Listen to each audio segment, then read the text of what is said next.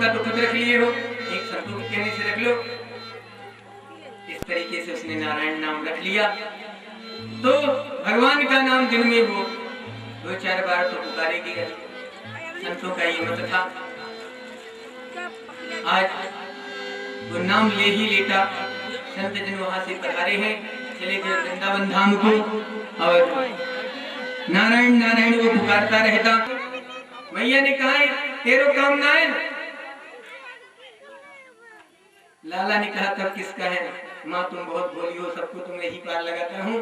कहने का तात्पर्य है भगवान के सामने जो आ जाता है, कुछ को तो उन्होंने किनारे लगा दिया, वो रुके हैं, कुछ बह गए, कुछ दीपक बहते चले जा रहे हैं और कुछ किनारे आ जा रहे हैं। तो नजरों के सामने से जो गुजरा, जिस पर भगवान की दृष्टि पड़ गई, उस पर भगवान की कृपा हो जाती है। भगवान न किसी को मारता है, न किसी को बचाता है। ये भगवान की एक अहेतुक क्रिया है, तो हमारी पद्धति नहीं है। मैंने जो कहा कि हैप्पी बर्थडे, अरे जलाओ दिए पर रहे ना अंधेरा। कहते हैं कि अपने पुत्र से आप मोमबत्ती जलवाते हो और कहते हो बेटा फूंक से बुझा दे। हमारी अयोध्या में कहती हैं कि बेटा दीपक को फूंक से ना बुझावे। एक बार मैंने बुझाया था तो चाटा पड़ा था, दादी ने लगाया था खींच के, ये तो तनी भी सही ना है, फूंक से बुझा दिया। लल्ला तुम्हारे पास दिमाग ना है ना भैया, हो फूंक से ना बुझाओ चाहे दीपक। वही दिन से हमें ज्ञान हो गया कि ना बुझाओ चाहिए वास्तव में। तो कहने का मतलब है यहाँ अपने बच्चों से कहते बेटा बुझा दे। बताओ अपने बच्चों से ही कहते हैं बुझा दो। जीवन में वैसे भी अंधकार है, फूंक से बुझवा दिया, जलाने की बजाय जीवन भर अंधकार रहेगा, बच्चा घूमता फिर। बहुत गलत बात है। बर्थडे मनाइए, मैं मना नहीं कर रहा हूँ, मेरी तरफ से कोई विरोध भी नहीं है, फिर भी मैंने कहना चाहा, जो मेरा मत था मैंने व्यक्त किया। आप बुद्धिमान हैं, जैसा ही आप करें। तो भगवान के सामने एक उदाहरण मैं दे रहा हूँ आपको। बाबा तुलसीदास जी कहते हैं कि सन्मुख होई जीवत मोहि गवाही, सन्मुख कोटि अघ ना सहतवहि, सन्मुख होय जीव मोहि गवाही, जन्म कोटि अघ ना सहतवहि, मम दर्शन फल परम अनुपा, जीव पावो निज सहज स्वरूपा, निर्मल मन जन सो मोह पावा, मोहि कपट छल छिद्र न भावा, निर्मल मन जन सो मोह पावा, मोहि कपट छल छिद्र न भावा, सन्मुख होय जीव मोहि गवाही, जन्म कोटि अघ ना सहतवहि, जन्म कोटि अघ ना सहतवहि, जन्म कोटि अघ ना सहतवहि। अब आपके समझ में आ गया होगा कि भगवान के सामने जो आते हैं वो सारे बंधनों से मुक्त हो जाते हैं। आज सुखदेव जी महाराज कहते हैं, राजन नारद जी कहते हैं हिरण्याक्ष के रूप में प्रहलाद का बहाना लगा करके शिशुपाल नाम का व्यक्ति नारायण से दोष किया। हिरण्याकश्यपु के 4 पुत्र थे, प्रहलाद, अनुहलाद, शंखलाद और हलाद। प्रहलाद जी सबसे छोटे थे। आज प्रहलाद जी का प्रकाट्य हुआ है। प्रहलाद जी को हिरण्याकश्यप ने गुरुकुल भेज दिया गुरु जी के पास। इनके गुरु जी थे षंड और अमर। एक आंख से अंधे थे, एक कान से बहरे थे, और भेज दिया गुरुकुल में। बहुत भारी तपस्या की थी हिरण्याकश्यप ने ब्रह्मा जी की, वरदान भी पाया था। आज जब प्रहलाद जी शिक्षा ग्रहण करके आए हैं,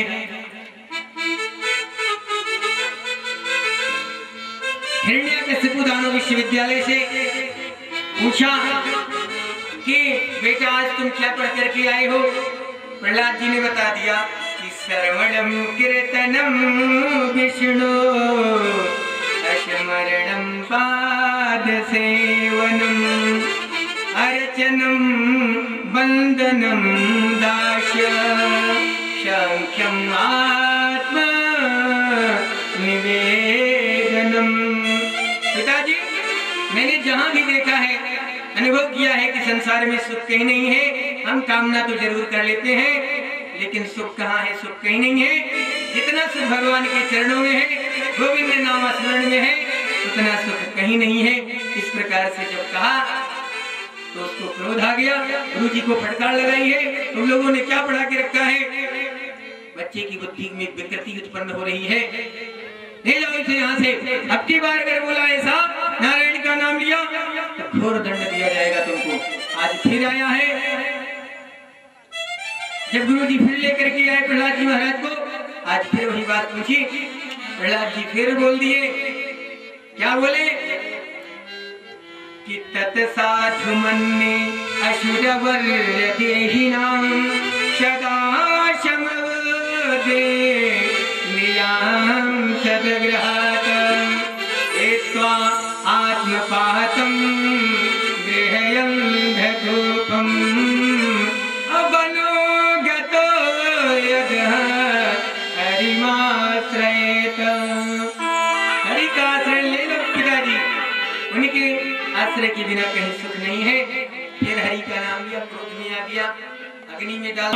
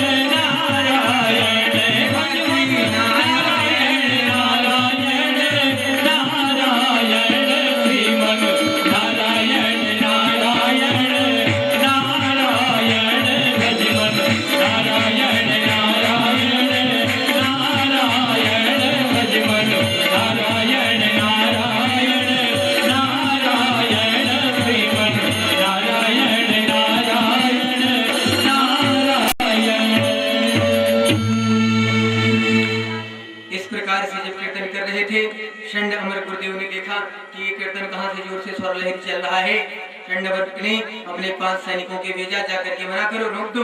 वो 5 सैनिक आए। प्रहलाद जी ने देखा सैनिक आए हैं, उन्होंने सोचा सैनिकों ने प्रहलाद जी को मना करे। प्रहलाद जी को जैसे छुई, वो भी कीर्तन में मस्त हो गए कि श्रीमन नारायण नारायण नारायण लक्ष्मण नारायण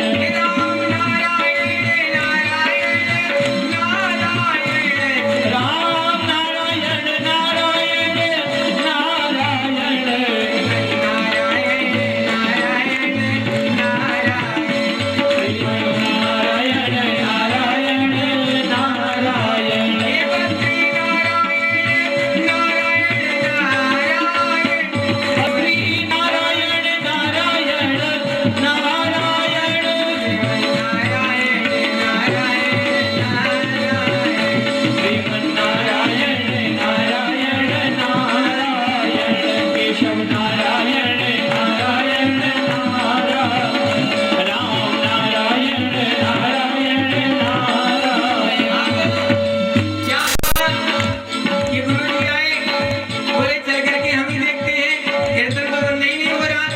आ करके देखे, गुरुजी ने प्रहलाद जी को छुआ मना किया, अब वो भी मस्त हो गए और कीर्तन करते लगे प्रहलाद जी को छूते।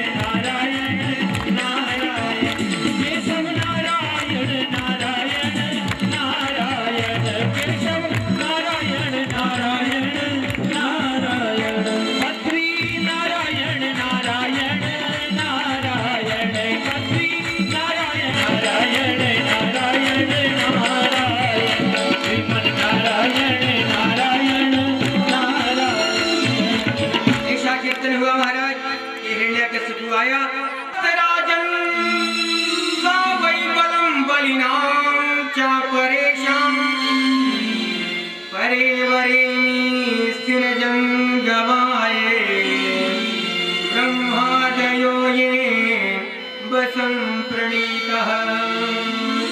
पिताजी, नारायण तो सर्वअंतर्यामी है, केवल मेरा मालिक नहीं है। ऐसा नहीं कि मुझे ही जानता है, आपके भी अंदर अगर बोलने की शक्ति है, सुनने की शक्ति है, वही नारायण भगवान ने दी है। अगर वो सुनने की शक्ति को भगवान नरसिंह भगवान का अवतार हो गया, नरसिंह भगवान प्रकट हो गए, बोलिए नरसिंह। और इतनी जोर से दहाड़ लगाई महाराज कि हिरण्यकशिपु के हाथ से तलवार छूट गई तड़ाक से। केस पकड़ करके प्रभु ने उसको अपनी जान पर डाल लिया, डेरी पर जाकर के बैठ गए हैं, जंघाओं पर डाल लिया। युद्ध चल रहा था, संध्या का समय देख करके गोधूली बेला थी। भगवान ने कहा मैं तुम्हें मार डालूंगा। हिरण्यकशिपु ने कहा आप मुझे नहीं मार सकते, क्योंकि मुझे ब्रह्मा से वरदान प्राप्त है। क्या मांगा है ब्रह्मा से? तुमने जो जो वर मांगे हैं मैंने पूरे कर दिए हैं। हिरण्यकशिपु बोला मैंने पहला वर मांगा है, ना मैं दिन में मरूं न रात में मरूं। भगवान बोले ये तुम ही बताओ, ये दिन है कि रात है? हिरण्यकशिपु बोला ये दोनों है, न दिन है न रात है, गोधूली बेला है, लेकिन आप मुझे मार नहीं सकते। तो मैंने ब्रह्मा से वर मांगा था कि न मैं बाहर मरूं न भीतर मरूं, तो तू देख ले कहाँ है। बोले ये तुम ही बताओ कि भीतर हो कि बाहर हो। बोले अभी तो तुमने मुझे डेहरी पर डाल रखा है, लेकिन तुम मुझे मार नहीं सकते। मैंने वर मांगा है कि ना मैं अस्त्र से मरूं न शस्त्र से मरूं। भगवान ने कहा ये ना अस्त्र है न शस्त्र है, मैं तुम्हें अपने नाखूनों से मार दूंगा। इस तरीके से ढेर सारी बताए, ढेर सारी बातें हुई। प्रभु ने अपने नाखून से हिरण्यकशिपु के पेट को चीर दिया है और उसने अपने देह का परित्याग कर दिया। उसका गोविंदाय नमो नमः हो गया। भगवान जाकर के नरसिंह भगवान सिंहासन पर बैठे हैं। उनको इतना क्रोध आया है, इतना क्रोध आया है। कहते हैं भगवान को जब क्रोध आ जाता है तो पृथ्वी पर प्रलय उपस्थित होता है और सारे लोग, सारे देवता स्तुति कर रहे हैं। भगवान का क्रोध शांत नहीं हो रहा है। दौड़ करके देवताओं ने माता जी को, लक्ष्मी माता को सूचना दी भगवान बहुत क्रोधित है, आप पधारिए। माता बोली ऐसा क्रोध तो कभी नहीं करते, जरूर चलती हूँ। आकर के देखा तो बब्बर शेर बने बैठे हैं और जैसे दहाड़ लगाई नरसिंह भगवान ने दो पटकना माता लक्ष्मी को लगा। एक किरण यहाँ एक किरण नीचे जाकर के वैकुंठ में रखा, वो भी नंगे पांव उल्टी चली गई। नारद जी ने कहा जब तक इनके भक्त प्रहलाद के सामने नहीं जाएंगे तब तक इनका कोप शांत नहीं होगा।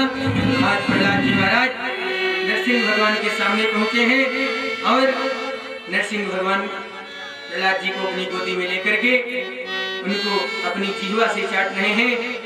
तो भगवान ने कहा कुछ मांग लो, मुझे माफ करना बेटा, अगर मुझे आने में देर हो गई हो तो मुझे बहुत माफ करना। अब तुम मांग लो तुम्हें क्या चाहिए। प्रहलाद जी ने स्पष्ट शब्दों में कह दिया था कि क्वाहं रजा प्रभवो ईश तमो यदि के समिन जाता सुरेतर कुले क्वानुकंपः न ब्राह्मणो न तु भवस्य वैरामयः नायन मे अर्पिता शिरसे पद्धकरा प्रसादः। जो भगवान को, ब्रह्मा को, शंभु को, शंकर को पद नहीं मिलता है, आप अपनी गोदी में नहीं बिठाते, आज हमें बिठा दिए हैं, तुमसे और क्या चाहिए। इस प्रकार से कहते हैं बहुत सारा वर दे दिया। और कहते हैं भगवान ने कहा था प्रहलाद जी